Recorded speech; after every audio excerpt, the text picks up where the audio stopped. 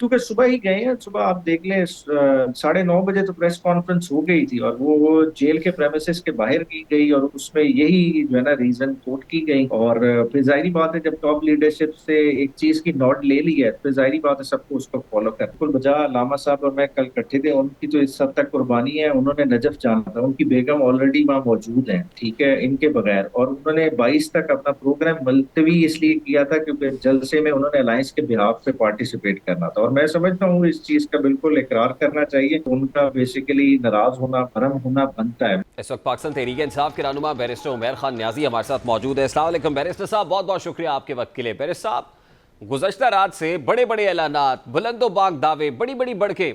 अली अमीन गंडापुर कहते हैं मैं सवाबी से लोगों को लेकर निकलूंगा, असद कैसर कह रहे हैं जलसा होगा, जरताज गुल साहिबा कह रही है जलसा तो हर सूरत होगा, और दीगर क़यादत। क्या हुआ सर, आज एक बार फिर ये कोई 5वीं दफ़ा जलसा मनसूख किया है? पाकिस्तान तहरीक इंसाफ इतनी गैर संजीदा क्यों है? जी बिल्कुल जी, जलसा मंसूख किया गया। और वर्कर्स में थोड़ी सी जाहिर बात है किस तरह की कैफियत और सारे मामला जिस तरह से देख रहे हैं, मगर जाहिर बात है, देखें, कलेक्टिव डिसीजन मेकिंग का प्रोसेस होता है। जिस तरह बैरिस्टर गौहर और आजम सवाती साहब सुबह गए, और वो 2 पॉइंट एजेंडा लेके गए कि एक तो एनओसी हमें अगली तारीख के लिए मिल गया, 8 सितंबर की एक वाज़ेह डेट मिल गई है जिसमें गवर्नमेंट ने खुद कम्युनिकेट किया है। और साथ ही साथ जो आज रिव्यू पिटिशन लगी हुई है मुबारक सानी केस में, कि जो खत्म नबूवत के उस हवाले से, कुरान पाक की हुर्मत के हवाले से, ठीक है, तो वो एक जरा टेंस माहौल बना हुआ था। और जिस तरह का फोकस अभी भी सुप्रीम कोर्ट में आप देख सकते हैं, हेयरिंग चल रही है, तो मुनासिब यही समझा गया कि इसको थोड़ा सा डिले कर दिया जाए, बजाय इसके कि एनओसी के बगैर, क्योंकि इकट्ठे तो लोगों ने हो जाना था। अभी भी आप देखें तरनौल जलसा नहीं का देखिए, लोग आ गुज़श्ता रहे हैं, जा रात रहे तक तो अज़्म मुसम्मम था कि पहुंचेंगे, और कारकुनान को कॉल भी दी हुई थी। इवन अली अमीन गड्डापुर साहब ये कह रहे थे सवाबी से मैं लीड करूंगा, असद कैसर साहब ऐलान कर रहे थे, इस्लामाबाद की क़यादत जो है वो डटी हुई थी। लेकिन सुबह किसकी इंस्ट्रक्शंस पे हुआ? क्या खान साहब से मुलाकात के बाद ये फैसला किया गया? हाँ जी, क्योंकि सुबह ही गए हैं। सुबह आप देख लें 9:30 बजे तो प्रेस कॉन्फ्रेंस हो गई थी, और वो जेल के प्रेमिसेस के बाहर की गई, और उसमें यही जो है ना रीजन कोट की गई।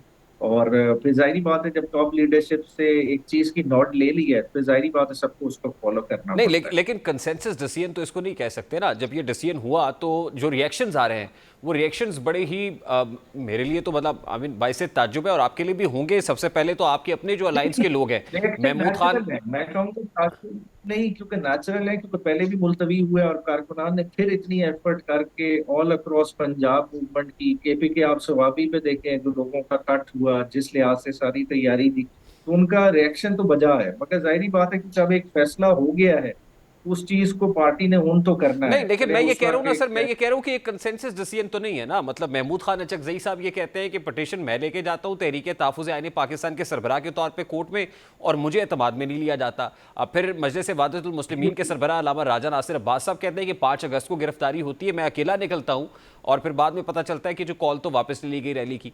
उसके बाद अलीमा खान साहिबा का जो रिएक्शन आया, वो कहती हैं कि सुबह 7:30 बजे ये, और फिर वो तो ये कह रही, इल्ज़ाम लगा रही है कि इस्टेब्लिशमेंट ने भेजा होगा आजम सवाती साहब को। कैसे सुबह 7:30 बजे मुलाकात भी हो गई और फिर ये मीडिया टॉक भी हो गई? अलामा साहब की जिस तरह बात है, बिल्कुल बजा। अलामा साहब और मैं कल इकट्ठे थे, उनकी तो इस हद तक कुर्बानी है। उन्होंने नजफ जाना था, उनकी बेगम ऑलरेडी वहाँ मौजूद हैं, ठीक है, इनके बगैर। और उन्होंने 22 तक अपना प्रोग्राम मुलतवी इसलिए किया था क्योंकि जलसे में उन्होंने अलायंस के बिहाफ पे पार्टिसिपेट करना था। और मैं समझता हूँ इस चीज का बिल्कुल इकरार करना चाहिए। मुनासिब ये होता कि अलायंस का नुमाइंदा भी साथ होना चाहिए था सुबह की मुलाकात में, या शायद वो उजलत में की गई, इनको बताया नहीं गया, तो उनका बेसिकली नाराज होना, भरम होना बनता है। मगर अब इसमें करना क्या है? बुनियादी तौर पे देखें, अब दूध तो एक दफा गिर गया है, ठीक है ना, अब उस पे हम रोते रहें, ठीक है, बजाय इसके कि अब है कि रेमेडियल मेजर यही है कि 8 सितंबर के जलसे की भरपूर तैयारी की जाए और फोकस के साथ की जाए। देखिए, अलायंस की रिस्पॉन्सिबिलिटी है उन्हीं को लीड दें, और सबसे पहले फिल फॉर अलायंस की मुलाकात भी, अलायंस की लीडरशिप की मुलाकात खान साहब से करानी चाहिए, ताकि ये जो बज़ाहिर डिफरेंसेस नजर आ रहे हैं वो नहीं बनने चाहिए। एज एन अलायंस, अलायंस को ही लीड करना चाहिए, और उन्हें आप ओनरशिप दें।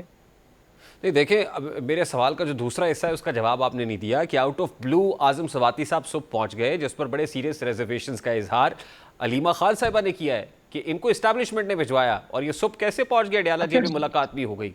देखिए, अब इस पे कमेंट तो बेहतर आजम सवाती साहब करेंगे कि किसने भेजा, ठीक है। मगर देखें इस वक्त हम क्या कर रहे हैं कि हम जो है ना मैसेंजर को किल करने की कोशिश कर रहे हैं, ठीक है। आजम सवाती साहब जरूर गए हैं, एक क्रेडिबल आदमी है, ठीक है, और उन्होंने जो खान से बात हुई है उन्होंने वही बाहर आके कम्युनिकेट की है, ठीक है। अब ये जाहिर बात है कि एक दबाव की कैफियत जिस तरह की भी है, ठीक है, एक बन गई है, क्योंकि वर्कर्स का इतना ज्यादा क्रिटिसिज्म है, इस चीजों को हमें आंसर करना चाहिए। इसीलिए आज कोर की मीटिंग रखी हुई है, 9:30 बजे इस पे ओपनली बात होगी, जो आप भी पिन पॉइंट कर रहे हैं, उसके बाद एक हम वाजे मौकिफ देने की पोजीशन में नहीं, होंगे। लेकिन लेकिन बैरिस्टर साहब, ये तो वही हो गया, शेर आया और फिर किसी दिन वाकई शेर आ गया। आई मीन अब तो आप जो कारकुनान हैं उनको तैयार करते हैं, फिर ये तक कहा जा रहा है केपी के अंदर जो है वो पूरी हुकूमती मशीनरी और रिसोर्सेज का भी इस्तेमाल किया गया, कोशिश की गई।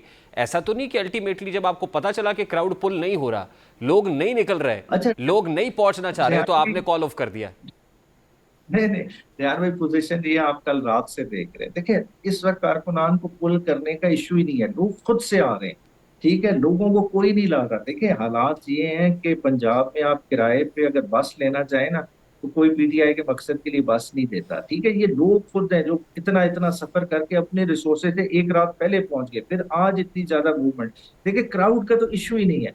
इशू है कि एक इस वक्त ईगोस का इशू बन गया है कि पीटीआई इजाजत लेती है, उसका एनओसी मंसूख कर दिया जाता है, फिर इजाजत लेती है, फिर मंसूख कर दिया जाता है। मगर देखें जलसा तो करना है, 27 का लाहौर में है, 8 सितंबर का इस्लामाबाद में, इंशाल्लाह ताला पूरी पीटीआई बैकअप करेगी। देखें वर्कर का मिजाज को लीडरशिप भी समझे बैठी है, वर्कर्स बहुत ज्यादा जाहिर बात है इस वक्त जो है ना गुस्से का इजहार भी कर रहे हैं और ओपनली कर रहे हैं, और उनका बनता भी है, तो इंशाल्लाह ताला वो उन चीजों को लीडरशिप भी नोट कर रही है।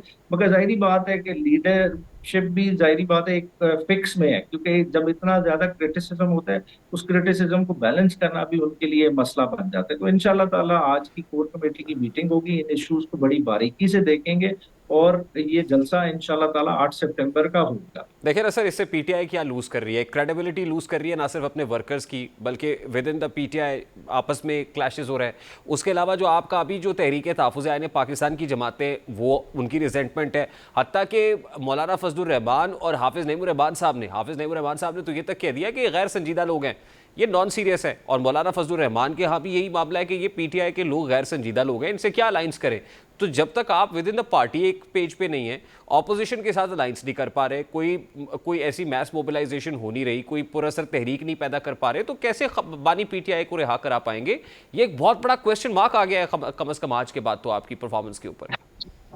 नहीं देखिए स्वामी जलसा भी हुआ है, लोगों ने बस से उसमें नंबर्स में अटेंड किया। देखिए इसमें कोई गुस्सा नहीं, मुश्किल वक्त आते हैं, मुश्किल वक्त गुजार भी चुकी है। देखिए साल पीटीआई ने काटा है, इसी लीडरशिप के साथ काटा है, और वो परफॉर्म करते हैं। अब ये एक वक्ती तौर पे जाहिर बात है एक दबाव की कैफियत बनी है, तो वो इंशाल्लाह ताला वो they will live up to our expectation इंशाल्लाह ताला। आप देखें ये नहीं इतना दूर जाने लगा बहुत मामला। बहुत